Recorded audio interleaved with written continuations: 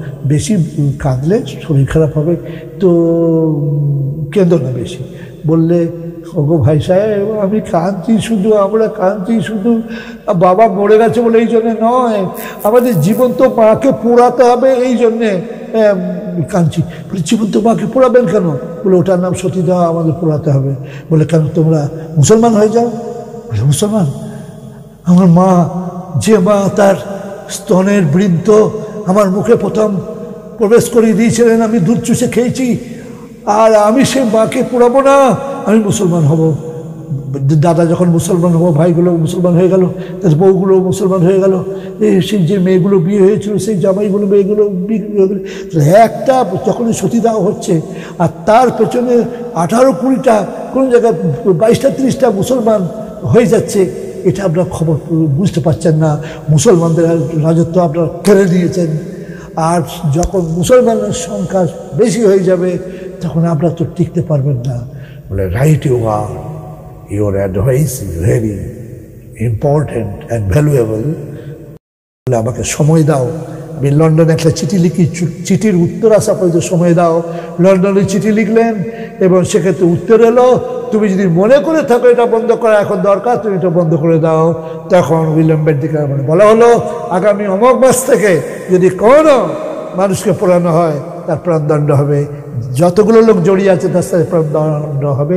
উঠে গেল। আজ ভারতবর্ষে লক্ষ লক্ষ কোটি কোটি মানুষের ভেতরে যতটি বিধবা বেঁচে আছেন, তারা যে বয়সেরই হন না কেন, তারা কিশোরী হন, আর তারা যুবতী হন, আর তারা প্রৌঢ়াই হন, আর বৃদ্ধাই হন, তারা বেঁচে আছেন, কিন্তু তাদের নিঃশ্বাসে প্রশ্বাসে বিকশিত হচ্ছে ইসলাম ধর্মের বিজয় বার্তা, হযরত মুহাম্মদ সাল্লাল্লাহু আলাইহি ওয়াসাল্লাম বিজয় বার্তা। ইয়ার মে আরাইজ এ কোয়েশ্চেন এগেইন, এখানে একটা প্রশ্ন আসতে পারে যে আপনি তো নাটকীয়ভাবে বলে দিলেন রামমোহন রায় মৌলানা হয়েছিলেন, এর কোনো প্রমাণ আপনার কাছে আছে? প্রমাণ তো আছে ইতিহাসে। যদি ইতিহাসে একটা নাম বলুন, আমি একটা বইয়ের নাম বলছি, বইটা কিনে নেবেন। বইটার নাম বাঙালির রাষ্ট্র চিন্তা। আবার বলছি, বাঙালির রাষ্ট্র চিন্তা। ওটা বলে কোনো মুসলমান লিখেছেন না, বইটা লিখেছেন একজন ব্রাহ্মণ, বিশাল পণ্ডিত ব্রাহ্মণ, তার নাম হচ্ছে সৌরেন্দ্রমোহন গঙ্গোপাধ্যায়। বইটা পড়লে আপনি অবাক হয়ে যাবেন। আমি বাজে কথা কেন বলবো, কি উদ্দেশ্য বলবো? সব তো আমার ভাই। সারা পৃথিবীতে আমাদের আল্লাহ আমাদের মুসলমানদের শিখিয়েছেন, তোমরা সব আদমের ছেলে, সব হিন্দু মুসলমান খ্রিস্টান ইহুদি জৈন বৌদ্ধ যত মানুষ সব তোমরা আদমের সন্তান, আর আদমকে তৈরি করা হয়েছে মাটি থেকে। তাহলে আমরা তো সব ভাই ভাই। কে হিন্দু, কে মুসলমান, কে খ্রিস্টান। বলে, এটা কোরআনে কি আপনাদের লেখা আছে? হ্যাঁ, কোরআনেও লেখা আছে। কি আছে? কোরআনে লেখা আছে লাকুম দীনুকুম ওয়ালিয়া দীন, অর্থাৎ যে হযরত মুহাম্মদ সাল্লাল্লাহু আলাইহি ওয়াসাল্লামকে বলতে বলা হচ্ছে, তুমি বলো, হে মোহাম্মদ তুমি বলো। কি বলবে? যে তোমাদের ধর্ম তোমার কাছে, আমার ধর্ম আমার কাছে। জোর করে কাউকে ইসলাম ধর্মাবলম্বী করবে এই অধিকার কারণ নেই। তখনও ছিল না, আজও নেই, আগামীতে থাকবে না। যদি কেউ করে সে কোরআন বিরোধী লোক, সে হাদিস বিরোধী লোক। এটাই হয় সত্য। এখনো বলবো, আমি শুরু করেছিলাম যখন, তখন বলেছিলাম যে আমাদেরকে ভুল ইতিহাস শেখানো হচ্ছে। 700 বছর যে রাজত্ব মুসলমানরা করেছে, তখন ফার্সি ভাষা ছিল রাষ্ট্রভাষা। ফার্সি ভাষা রাষ্ট্রভাষা ছিল। সেই রাষ্ট্রভাষা অনুযায়ী তখন যে ইতিহাস, ভূগোল, ওই বিজ্ঞান, তারপর এক কথায় সমস্ত অঙ্ক টঙ্ক, অ্যালজেব্রা যাই ছিল সবই ফার্সি ভাষায় হতো। ব্রিটিশ এসে পলিসি নিল, ইতিহাসটা পুরো একদম আমরা নিজেরা লিখে দেবো আমাদের মতো করে, যে সমস্ত ইতিহাস আগুন লাগিয়ে পুড়িয়ে দেওয়া হলো। টন টন ইতিহাস পুড়িয়ে দেওয়া হলো, আর সব 1 কপি করে 2-1 কপি করে নিয়ে লন্ডনে দেওয়া। যদি আপনার কোনোদিন যদি লন্ডনে যান, সেখানে দেখবে ইন্ডিয়া অফিস বলে একটা বিশাল একটা বিল্ডিং আছে, সেই ইন্ডিয়া অফিসে সব 1 কপি করে আছে। দুঃখের বিষয় সেগুলো আর পড়তে দেওয়া হচ্ছে না। সেরকম পাওয়ারফুল লোক যদি কেউ যান তার নিশ্চয়ই তাকে পড়তে দেবে। সেখানে জেরক্স করে আনতে যদি দেয় আপনি অবাক হয়ে যাবেন আমাদের কী শেখানো হচ্ছে। আমি দেখুন, আপনারা জানেন ভাত রান্না যখন হয় তখন ভাতটা সিদ্ধ হয়েছে নাকি ওটা একটু ওই টেস্ট করা হয়।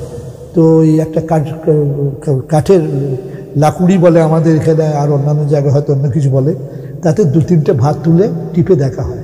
সমস্ত ভাত একটা করে টিপে দেখতে হয় না।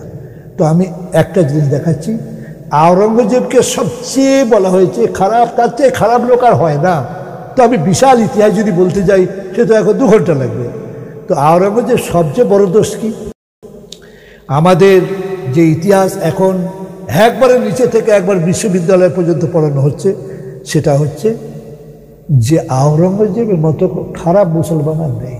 অথচ বলা হচ্ছে যে তিনি বিশাল পণ্ডিত ছিলেন, বর্ণে বর্ণে কোরআন মানিয়া চলিতেন। তাহলে এটা খুব ভালো একটা সাইকোলজি, এটা খুব ভালো মনস্তত্ত্ব যে মানুষের মগজে প্রথমে ঢুকিয়ে দেওয়া হলো যে তিনি কোরআন অনুযায়ী এমন চলতেন, একটা পদক্ষেপও তার কোরআন বিরোধী ছিল না। এইটা বলার পথে তার গুণের কথা বলে এইবার বলা হচ্ছে তিনি তার ভাইদের খুন করেছিলেন। তাহলে কি প্রমাণ হয় ভাইদিকে খুন করো কোরআনে আছে? তা খুঁজে বার করে দেন যে তোমার ভাইকে খুন করো কোরআনে আছে, তাকে আমি মিষ্টি খেতে পুরস্কার দেবো। যদি বলে কত দেবেন, 10,000 20,000, এবার আর একটু বেশি দেন 1 লাখ, আর কোথাও বেশি পাবো বাবা বলো, 1 লাখ টাকা তোমার মিষ্টি খেতে দেবো। এটা কখনো হয়? আওরঙ্গজেব তিনি কথা, আওরঙ্গজেবের একটা বড় দুর্নাম করা হয়েছে, তিনি এক হাতে কোরআন নিয়ে আর এক হাতে তলোয়ার নিয়ে তিনি মানে ধর্ম প্রচার করেছেন। ছি ছি ছি ছি ছি, বিদ্যার একটা সীমা থাকা উচিত, এটা সীমা পের হয়ে গেছে। আপনি বলুন, টেবিলে একটা তলোয়ার আছে আর একটা কোরআন আছে, পৃথিবীর যে কোনো মুসলিমকে যদি ডাকা হয়, যদি তুমি এক হাতে কোরআন নাও, সে কোন হাতে নেবে? ডান হাতে নেবে। ডান হাতে নিলে এবার আর একটা হাতে তুমি তলোয়ার নাও, তলোয়ার কোন হাতে? বাম হাতে। তা মুসলমান ওই যে হাতে সে জল শৌচ করে অর্থাৎ ছোঁচায়, সেই হাতে সে কোরআন নেবে না। যে মানুষ মারে, খুন করে, মার্ডার করে, তলোয়ার চালায়, সে ডান হাতে তলোয়ার চালায়। তার লজিক্যালিও এটা ভুল। এবার ইতিহাসের পটভূমিকায় দৃষ্টিভঙ্গিতে যদি আপনি বিচার করেন তাহলে আপনি ভেবে দেখুন এবার যে উনি একলা রাজত্ব করেছেন 50 বছর, 50 ইয়ার্স, হাফ সেঞ্চুরি। এই রাজতন্ত্রটা যে চালাতেন, হয় মুসলমান হতে হবে নাহলে তলোয়ারে প্রাণ দিতে হবে।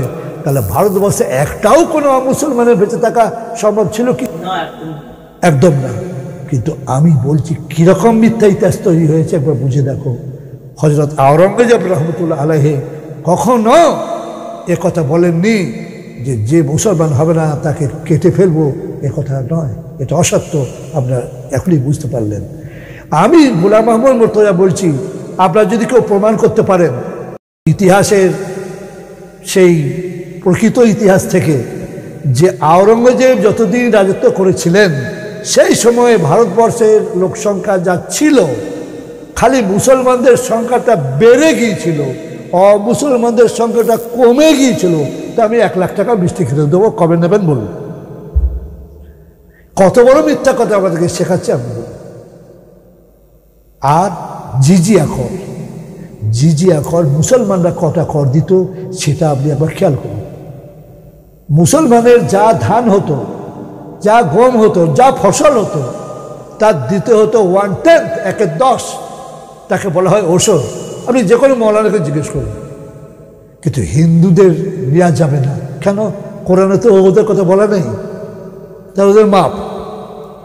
আর একটা ট্যাক্স ছিল জাকাত।